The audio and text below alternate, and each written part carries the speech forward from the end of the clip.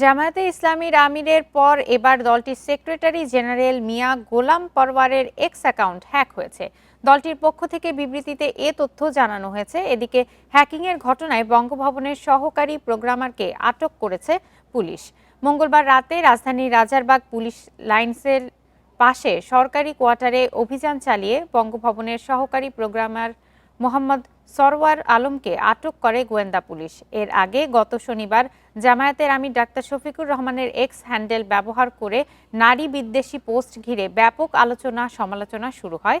দলটির দাবি, ভারতের তৈরি ম্যালওয়্যার দিয়ে আমিরের অ্যাকাউন্ট হ্যাক করে অনাকাঙ্ক্ষিত পোস্ট দেয়া হয়েছে।